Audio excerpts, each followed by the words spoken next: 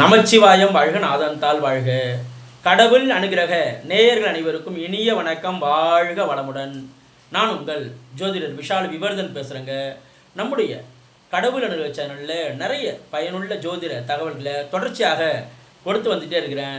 பிளேலிஸ்ட்டை சென்று பாருங்கள். ஜோதிடர் விஷால் விவர்தன் அப்படின்றது என்னுடைய 750க்கும் மேற்பட்ட ஜோதிட வீடியோக்கள், நியூமராலஜி சம்பந்தமான வீடியோக்கள், திருமண பொருத்தம் எப்படி பார்க்கணும், அரசியல் பிரபலங்கள் இவங்களுடைய ஜாதக ஆய்வுகள், இது போன்ற நிறைய வீடியோக்கள் இருக்கும்.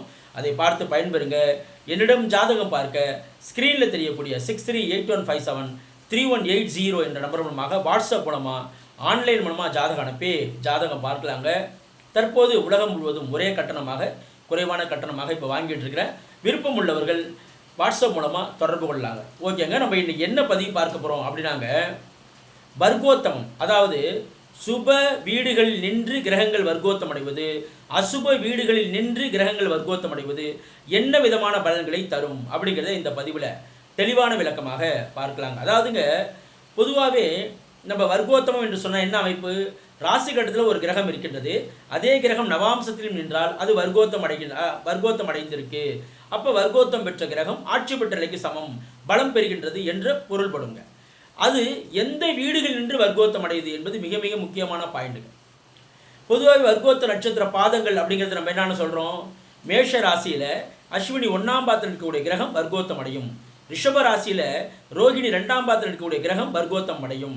மிதுன ராசியில் புனர்பூசம் 3ஆம் பாதத்தில் நின்ற கிரகம், கடக ராசியில் புனர்பூசம் 4ஆம் பாதத்தில் நிற்கின்ற கிரகம், சிம்ம ராசியில் பூரம் 1ஆம் பாதத்தில் நிற்கின்ற கிரகம், கன்னி ராசியில் சித்திரை 2ஆம் பாதத்தில் நிற்கின்ற கிரகம், துலாம் ராசியில் சித்திரை 3ஆம் பாதத்தில் நிற்கின்ற கிரகம், விருச்சிக ராசியில் அனுஷம் 4ஆம் பாதத்தில் நிற்கின்ற கிரகம், தனுசு ராசியில் உத்ராடம் 1ஆம் பாதத்தில் நிற்கின்ற கிரகம், மகர ராசியில் உத்ராடம் 2ஆம் பாதத்தில் நிற்கின்ற கிரகம், கும்ப ராசியில் சதயம் 3ஆம் பாதத்தில் நிற்கின்ற கிரகம், மீன ராசியில் ரேவதி 4ஆம் பாதத்தில் நிற்கின்ற கிரகம்.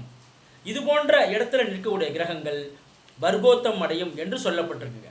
ஆனால் அந்த வர்க்கோத்தம் அடையக்கூடிய அந்த கிரகம் என்ன அமைப்பை தரும்? அது எந்த வீட்டிலேருந்து வர்க்கோத்தம் அடைகிறது? சுப வீடுகள் நின்று கிரகம் வர்க்கோத்தம் அடைவது என்பதே சிறந்ததாக எடுத்துக்கொள்ளப்படும். அதாவது பொதுவாக ஒரு கிரகம் சுபத்துவமாக இருக்கின்றதா பாவத்துவமாக இருக்கின்றதா எப்படி நம்ம பார்க்குறோம்? அது சுபருடைய வீடுகளில் இருக்கா, சுபருத்துடைய பார்வையிலே இருக்கின்றதா, சுபருத்துடைய சேர்க்கையிலே இருக்கின்றதா என்ற அமைப்பில் நம்ம அந்த கிரகம் சுபத்துவமாக இருக்கின்றது பாவத்துவமாக இருக்கின்றது, அதனுடைய தசாகாலங்களில் என்ன நடக்கும், அது லக்னத்திற்கு என்ன ஆதிபத்தியம் வைக்கின்றது, என்னென்ன வீடுகள்லாம் அது வைக்கிறது, எந்த வீட்டோடு தொடர்பு கொள்கின்றது, எந்த வீட்டிற்கு அது மறைந்திருக்கின்றது, எந்த வீட்டோடு கேந்திரத்தில் இருக்குது, எந்த வீட்டோடு திரிகோணத்தில் இருக்கின்றது, இது போன்ற அமைப்பை நம்ம பார்க்கிறோம். தன்னுடைய நண்பர்களோடு இணைந்திருக்கின்றதா அல்லது எதிரிகள் பகைவர்களோடு இணைந்திருக்கின்றதா அப்படிங்கிறதெல்லாம் நம்ம முழுமையாக அதையெல்லாம் பார்க்கக்கூடிய அதே வேளையில் லக்னனுடைய நிலை என்ன அப்படிங்கிறத நம்ம சீர்தூக்கி பார்க்கிறோம். பொதுவாகவே சுபருத்துடைய வீடுகள்னு சொல்வது என்னென்ன வீடுகள்லாம் நம்ம சுபருத்துடைய வீடுகள்னு சொல்கிறோம்? தனுசு, மீனம், ரிஷபம், துலாம், கன்னி, மிதுனம், இது போன்ற வீடுகள் சுபருத்துடைய வீடுகளாக சொல்லப்படுது. அதே நேரத்தில் கடக வீடும் சுப வீடு தான். கடகாதிபதியினுடைய சந்திரனுடைய நிலையை பொறுத்தே அந்த கடக வீடு சுப வீடா அல்லது அசுப வீடா என்று அமையும். கடகத்தினுடைய அதிபதி என்று சொல்லக்கூடிய சந்திரன் வளர்பிறை சந்திரனாக இருந்தால் கடக வீடு சுப வீடு. கடகத்தின் அதிபதியான சந்திரன் தேய்பிறை நிலையில் அர்த்த சந்திரனையும் தாண்டி அமாவாசையை நோக்கி செல்லக்கூடிய நிலையில் இருந்தால் அந்த கடக வீடு என்பது அசுப வீடாக கருதப்படும். அப்படிங்கிறத நம்ம பார்த்து கொடுங்க. அப்போ எந்த வீட்டில் நின்று கிரகம் வர்க்கோத்தம் அடைகின்றது? உதாரணத்திற்கு தனுசு வீட்டில் ஒரு கிரகம் நின்று வர்க்கோத்தம் அடைகின்றது, நல்ல வர்க்கோத்தமம். ஏன்னா இங்கேயும் குருவோட வீட்டில் இருக்காரு, அங்கேயும் குருவோட வீட்டில் இருக்காரு. பொதுவாகவே நவாம்சத்தில் குருவினுடைய வீடுகளில் நின்ற கிரகம் நல்ல பலன்களை தருகின்றது. அது சுபரத்துடைய சேர்க்கையிலே இருக்கின்றதா என்று பார்க்க வேண்டும். மீனத்தில் அப்போ தனுசுல எந்த நட்சத்திரத்தில் இருந்தால் அது வர்க்கோத்தம் அடையும்? உத்ராட நட்சத்திரம் 1ஆம் பாதத்தில் இருக்கக்கூடிய கிரகம் வர்க்கோத்தம் பெற்று அதே தனுசு மனையிலேயே இருக்கும் நவாம்சத்தில். மீன ராசியில் இருக்கக்கூடிய கிரகம் சுப வீடுகள் நின்ற கிரகம் வர்க்கோத்தம் அடைவு சிறந்தது. அப்படின்னா அது எங்கே இருக்கும்? ரேவதி நட்சத்திரம் 4ஆம் பாதத்தில் ஒரு கிரகம் நின்னா வர்க்கோத்தம் அடைந்து அந்த கிரகமானது மீன ராசியிலே இருக்கும். அப்போ இந்த கிரகம் பலம் பெறுகின்றது, ஏன்னா சுப வீடுகளில் நிற்கிது. இதே ரிஷபம் சுப வீடு தான், அந்த வீட்டில் ரோகிணி நட்சத்திரம் 2ஆம் பாதத்தில் இருக்கக்கூடிய கிரகம் வர்க்கோத்தம் அடைகின்றது, அதே ரிஷபத்திலே இருக்கின்றது. கண்டிப்பாக இந்த கிரகம் சுபத்துவம் அடைந்த கிரகமாக கருதப்படும். துலாம் ராசியில் சித்திரை நட்சத்திரம் 3ஆம் பாதத்தில் ஒரு கிரகம் இருக்கின்றது, கண்டிப்பாக அது அதே துலாம் ராசியில் இருக்கும். அப்போ வர்க்கோத்தம் பெறுகின்றது.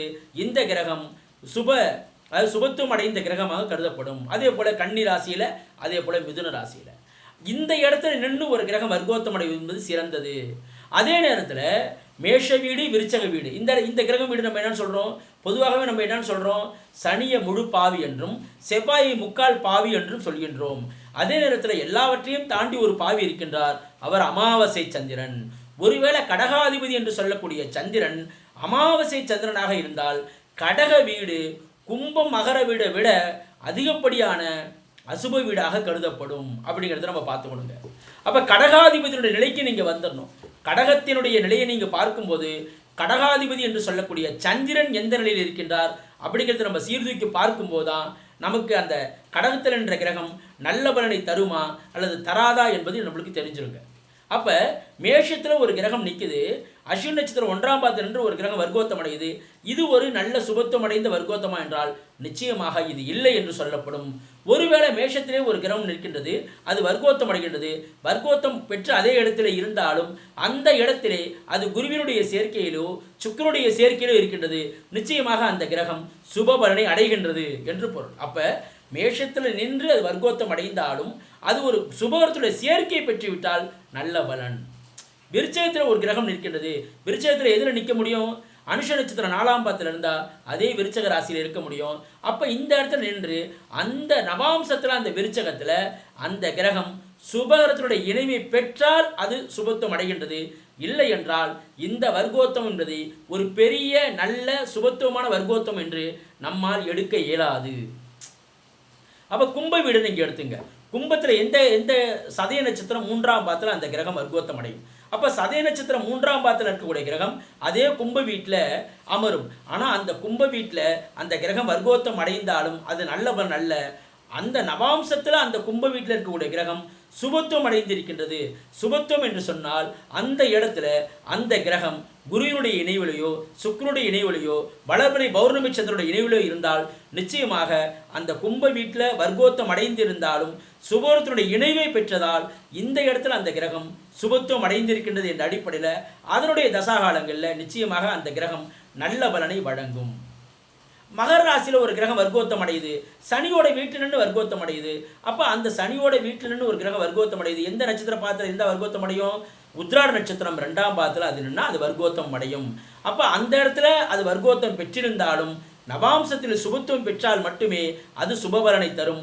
இல்லை என்றால் அது அந்த வர்க்கோத்தமத்தினுடைய தன்மையை நாம் பெரிதாக எடுக்க இயலாது. அப்போ அந்த இடத்துல நீங்கள் என்ன பாயிண்ட் வரணும்? மகர வீட்டில் நின்று வர்க்கோத்தமும் கும்ப வீட்டில் நின்று வர்க்கோத்தமும் மேஷ வீட்டில் நின்று வர்க்கோத்தம் விருச்சிக வீட்டில் நின்று வர்க்கோத்தம் அடைந்திருந்தாலும் அந்த கிரகம் சுபகரத்தினுடைய சேர்க்கையிலே இருந்தால் அது நல்ல வர்க்கோத்தமாக நாம் எடுத்துக்கொள்ளலாம். இல்லை என்றால் அதை பெரிய நல்ல வர்க்கோத்தமாக நம்மளால் எடுக்க இயலாது அப்படின்னு அர்த்தம். இதே கன்னி வீடு மிதுன வீட்டில் வர்க்கோத்தம் அடைவது நல்லது தான். ஏன்னா புதனுடைய வீடுகளும் ஒரு பலம் பெற்ற வீடுகளே. இப்போ மிதுனத்தில் ஒரு கிரகம் நின்று வர்க்கோத்தம் அடைகின்றது. மிதுனத்தில் எதில் நின்னா வர்க்கோத்தம் அடையும்? புனர்பூச நட்சத்திரம் 3ஆம் பாதம். கடகத்தில் ஒரு கிரகம் எதில் நின்னா வர்க்கோத்தம் அடையும்? புனர்பூச நட்சத்திரம் 4ஆம் பாதம். ஆனால் கடகத்தில் நின்று ஒரு கிரகம் வர்க்கோத்தம் அடைந்தாலும் கடகாதிபதி சந்திரன் பாவத்துவமான நிலையில் இருந்தாலோ அல்லது அவரே அமாவாசை நிலையில் இருந்தாலோ அந்த இடத்துல அந்த வர்க்கோத்தமத்திற்கு பெரிதாக பலன் இல்லை என்று பொருள்படும். ஒருவேளை அந்த கிரகம் வர்க்கோத்தம் அடைந்திருக்கின்றது, கடகாதிபதி சந்திரனும் அமாவாசைதனாக இருக்கின்றார், ஆயினும் நவாம்சத்தில் அந்த வர்க்கோத்தம் பெற்ற கிரகம் சுபகிரகத்துடைய இணைவிலே இருந்தால் பரவாயில்லை, அந்த கிரகம் சுபத்துவம் அடைந்திருக்கின்றது என்றே பொருள். அப்போ நவாம்சத்தில் அந்த கிரகம் எந்த கிரகத்துடைய சேர்க்கையில் சுபத்துடைய சேர்க்கையை பெற்றுவிட்டால் அது சுபத்துவமாக இருக்கின்றது அப்படிங்கிறத நீங்கள் பார்க்கணும். கன்னி வீட்டில் ஒரு கிரகம் எப்படி வர்க்கோத்தம் அடையும்? சித்திரை நட்சத்திரம் 2ஆம் பாதத்தில் நின்ற கிரகம் வர்க்கோத்தமம் அடையும். அப்போ அந்த கன்னி வீட்டில் நின்று வர்க்கோத்தம் பெற்ற கிரகம் நல்ல அமைப்பை தான் தரும். நல்ல அமைப்பு. கன்னி வீட்டில் வர்க்கோத்தம் அடைவது நல்ல. புதனுடைய வீட்டில் நின்று வர்க்கோத்தம் அடைகின்றார். கண்டிப்பாக மற்ற வீடுகள் என்று சொல்லக்கூடிய தனுசையும் எனும் ரிஷபம் துலாம் விட சற்று குறைவாக இருந்தாலும் புதனுடைய வீடும் ஒரு சுபகரத்தினுடைய வீடாகவே கருதப்படும். அப்போ அந்த இடத்துல வர்க்கோத்தம் அடைவது நம்ம சிறப்பாக எடுத்துக்கொள்ளலாம். மேஷம் விருச்சகம் மகரம் கும்பம் இது போன்ற இடங்களிலிருந்து கிரகங்கள் வர்க்கோத்தம் அடைவதற்கும் சுப கிரகங்களுடைய வீடுகளில் நின்று கிரகங்கள் வர்க்கோத்தம் அடைவதற்கும் வித்தியாசம் உள்ளது.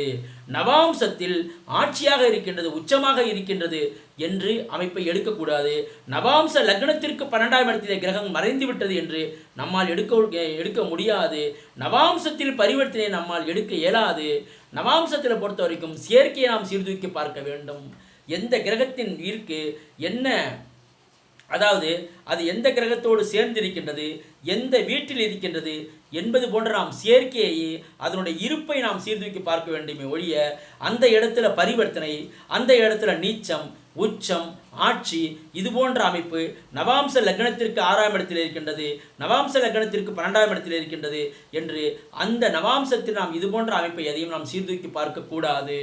அப்போ நம்ம ராசி கட்டத்தில் ஒரு கிரகம் எந்த நிலையில் இருக்கின்றது, அந்த கிரகம் நவாம்சத்தில் எந்த நிலையில் இருக்கின்றது அப்படிங்கிறத நம்ம சீர்தூக்கி பார்க்கணும். மிதுன லக்னம் ஒருவருடைய ஜாதகம், இன்று பார்த்த ஒருடைய ஜாதகம் ரிஷப லக்னம் 5ஆம் இடத்துல குரு இருக்கின்றார். குரு சனியோடு இணைந்திருக்கின்றார். மிக நெருக்கமாக இல்லாவிட்டாலும் 10 டிகிரியில் விலகிதான் இருக்கின்றார். ஆனால் நவாம்சத்தில் அந்த குரு மீன மனையிலே இருக்கின்றார். அற்புதமான ஆண் குழந்தை, நன்றாக படிக்கக்கூடிய ஆண் குழந்தை. எப்படி குரு சனி சேர்க்கையில் இருந்தாலும் நவாம்சத்திலே அந்த குரு மீன மனையிலே அவர் பலமாக இருக்கார். அப்போ ஒரு கிரகம் ராசி கட்டத்தில் எப்படி இருந்தாலும் நவாம்சத்தில் பலமாக இருக்கா? 2ஆம் இடத்துல கன்னி லக்னத்துக்கு 2ஆம் இடத்துல செவ்வாய் சனி, ஆனால் செவ்வாய் நவாம்சத்தில் மீனத்தில் இருக்கார். செவ்வாயின் துறையான அந்த ஒரு அதிகாரமான துறையில் அந்த ஜாதகர் இருக்கார். எப்படி அந்த செவ்வாய் கொடுத்தது அதிகாரத்தை? 2ஆம் இடத்துல செவ்வாயோடு சனி சேர்ந்திருக்காரு. துலா ராசியில் செவ்வாய் சனி, ஆனாலும் அந்த செவ்வாய் நவாம்சத்தில் மீனத்தில் இருக்கிறதுனால அந்த செவ்வாயினுடைய துறையில் அவர் விளங்குறார். அப்போ என்ன நீங்கள் பாயிண்ட் எடுக்கணும், நவாம்சத்தில் அந்த கிரகம் எந்த நிலையில் இருக்கின்றது, யாரோடு இணைந்திருக்கின்றார். வர்க்கோத்தமத்தை பொறுத்தவரை வர்க்கோத்தமம் சுப கிரகங்கள் வீடுகளில் நின்று வர்க்கோத்தம் அடைந்திருக்கின்றதா, பாவ கிரகத்தினுடைய வீடுகளில் நின்று வர்க்கோத்தம் அடைந்திருக்கின்றதா? நவாம்சத்தில் அந்த கிரகம் சுபத்துவமாக இருக்கணும், கண்டிப்பாக இருக்கணும்.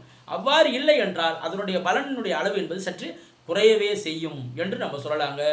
இந்த அமைப்பை நீங்கள் சீர்தூக்கி பாருங்கள். ஜாதகத்தை பார்க்கும்போது இந்த நட்சத்திர பாதங்கள் எந்த நட்சத்திர பாதங்களில் இருக்குது, இந்தந்த நட்சத்திர பாதங்களில் இருந்தால் அது வர்க்கோத்தம் அடையும். வர்க்கோத்தமம் என்பது சுபகத்தினுடைய வீடுகள் என்று வர்க்கோத்தம் அடைவதுதான் சிறந்த வர்க்கோத்தமம் என்று சொல்லப்படக்கூடிய, பாவகத்தினுடைய வீடுகள் என்று வர்க்கோத்தம் அடைவது என்பது ஒரு சிறந்த வர்க்கோத்தமாக எடுத்துக்கொள்ள முடியாது. அதே நேரத்தில் நவாம்சத்தில் பாவகத்தினுடைய வீடுகள் என்று வர்க்கோத்தம் அடைந்திருந்தாலும் அந்த கிரகம் சுபகத்தினுடைய சேர்க்கையை பெற்றிருந்தால் கண்டிப்பாக அந்த கிரகம் சுபத்துவம் அடைந்து இருக்கின்றது, சுபபலனை செய்ய இருக்கின்றது அப்படிங்கிறத நம்ம தெரிஞ்சுக்கலாங்க. இது போன்ற இன்னும் நிறைய ஜோதிட தகவல்களை தொடர்ச்சியாக நம்முடைய கடவுள் சேனலில் பதிவு செய்வோம். நம்முடைய சேனலை சப்ஸ்கிரைப் பண்ணுங்கள், லைக் பண்ணுங்கள், பிறருக்கு பயன்பட்டு ஷேர் பண்ணுங்கள். என்னிடம் ஜாதகம் பார்க்க ஸ்க்ரீனில் தெரியக்கூடிய 6381573180 என்ற நம்பர் மூலமாக வாட்ஸ்அப் மூலமாக ஆன்லைன் மூலமாக ஜாதகம் அனுப்பி ஜாதகம் பார்க்கலாங்க. உலகம் முழுவதும் ஒரே கட்டணமாக, குறைவான கட்டணமாக நான் ஜாதகம், திருமண பொருத்தம், நியூமராலஜி அப்படிங்கிற அதிர்ஷ்ட பெயர், சிசேரியம் நேரம் குறித்தல், முகூர்த்த தேதி எடுத்தல், அதே போல் வண்டி வாகன எண், அதிர்ஷ்ட எண் தேர்ந்தெடுத்தல், இது போன்ற அனைத்து விஷயங்களுக்கும் நான் செஞ்சு தரேங்க. வாட்ஸ்அப் மூலமாக நீங்கள் தொடர்பு கொள்ளலாங்க. நன்றி, வணக்கம். வாழ்க வளமுடன், வாழ்க வையகம், வாழ்க பிரபஞ்சம்.